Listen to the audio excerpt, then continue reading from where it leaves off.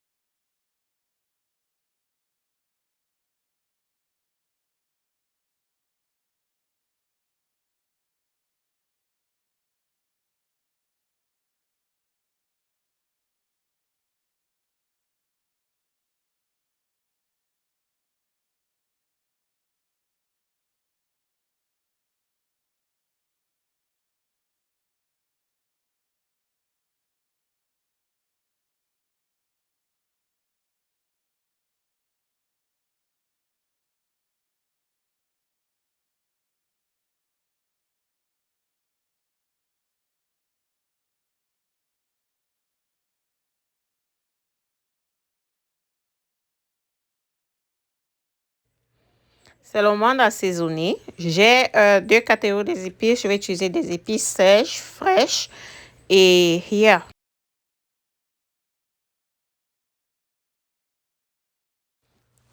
Je vais commencer par écraser mon poivre noir. J'ai du poivre noir de Penja, le bon poivre du Cameroun.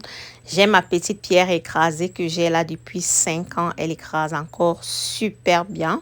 Donc, je l'utilise toujours pour concasser mon poivre avant de le mettre dans le moulinex. Ou bien, j'écrase simplement sur la pierre. Comme là maintenant, je vais l'écraser tout simplement avant de l'utiliser. Et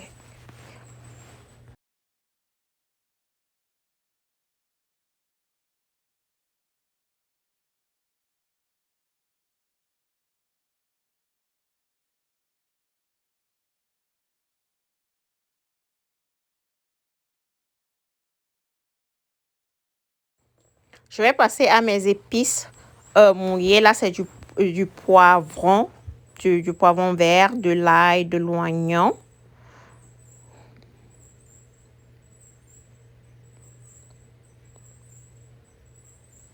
Je vais bien mixer le tout et placer de côté.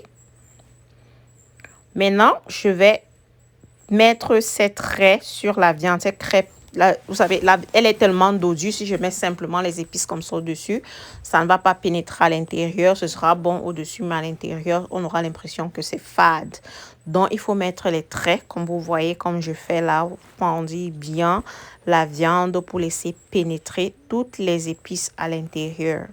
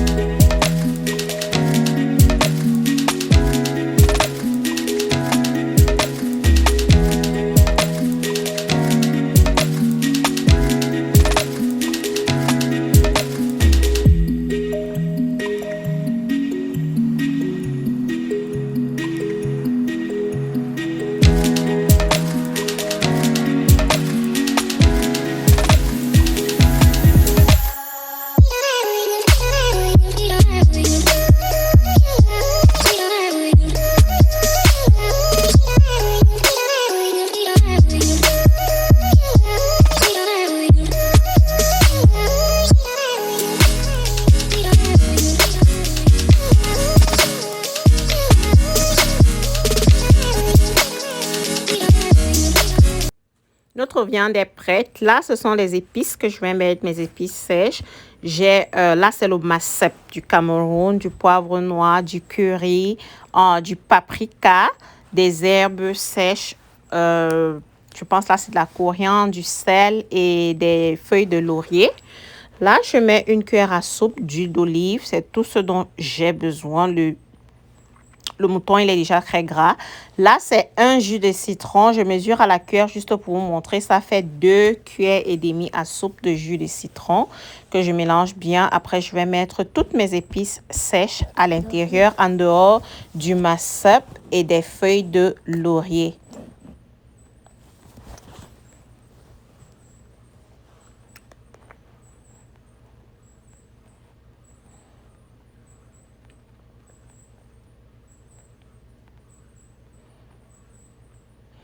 À l'aide d'une fourchette, je vais bien mélanger le tout. La fourchette, c'est vraiment mon secret pour bien mélanger les choses puisqu'elle est espacée au milieu. Ça permet que les épices se mélangent bien. Quand j'ai bien mélangé tout ceci, je vais ajouter mes épices en mouillé là, l'oignon, le poivron, l'ail que j'ai écrasé. Mes 5 gousses d'ail que j'ai écrasé. C'était un gros oignon, un poivron entier et 5 gousses d'ail que j'ai bien écrasé comme ça. Je mélange le tout.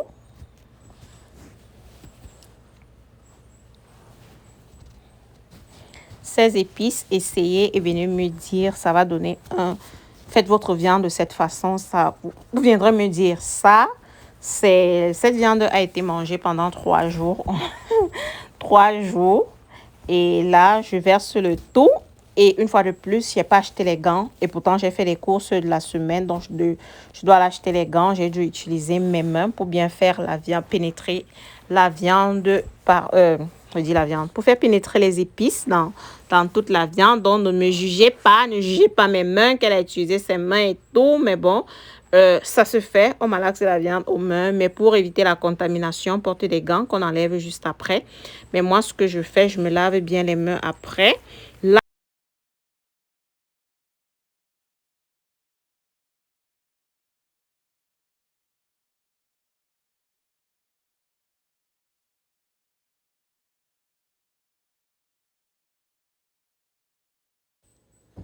je me suis dit qu'il fallait que je vous donne un bonus. Je vais faire mon piment avec vous. J'aime le piment. Alors, je mange du piment, je consomme du piment. Mes enfants n'en consomment pas, mon mari en consomme. Donc, je ne mets pas dans les nourritures.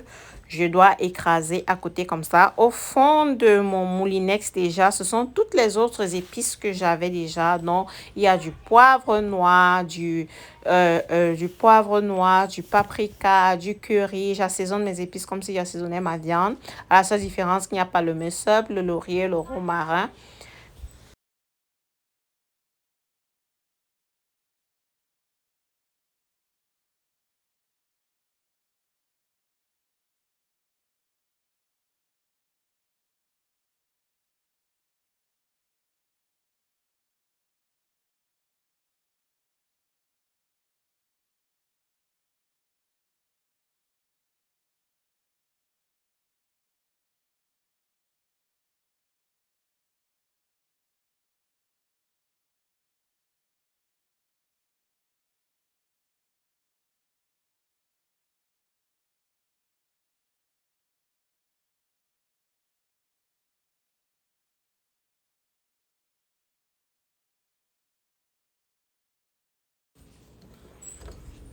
J'ai bien lavé mon piment. Je ne touche pas le piment avec les mains. Je fais une très grande allée. Je ne peux pas laver vraiment. C'est quelque chose que je ne peux pas manipuler pendant longtemps. Si je pouvais, j'allais écraser à la pierre. C'est super bon.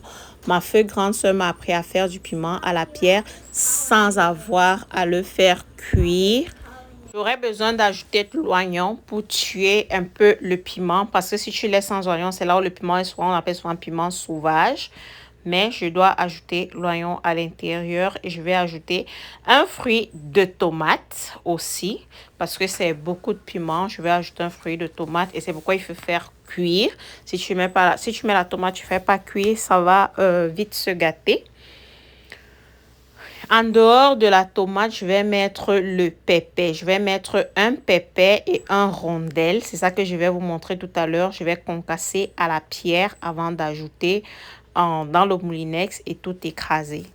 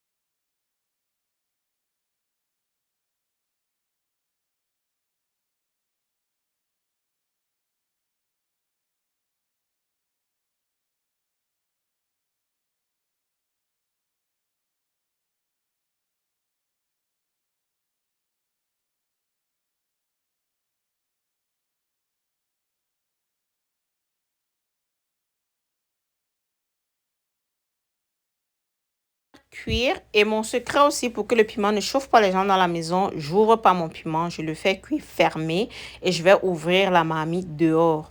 Là, nous sommes le lendemain. Je vais mettre mon poulet mon mouton au four pendant 2 heures de temps pour faire bien cuire. Donc, le voilà, j'enlève le plastique. Bien sûr, on ne met pas au foyer le plastique. Je couvre avec du papier alu. Je mets soin d'abord du papier de cuisine au-dessus avant du papier alu. Mais votre sœurette, en allant faire ses courses, n'a rien vérifié et elle s'est retrouvée sans papier de cuisine. Ne faites pas comme moi. Vérifiez tout avant d'aller faire les courses. Je le fais souvent, mais cette fois-ci, c'était vraiment à la volette et j'ai rien vérifié. Et je me suis retrouvée sans papier de cuisine. Anyway, c'est bien de mettre le papier de cuisine avant le papier d'aluminium. Une fois ne va pas me tuer. Donc, on met au four pendant 2 heures de temps et c'est bon.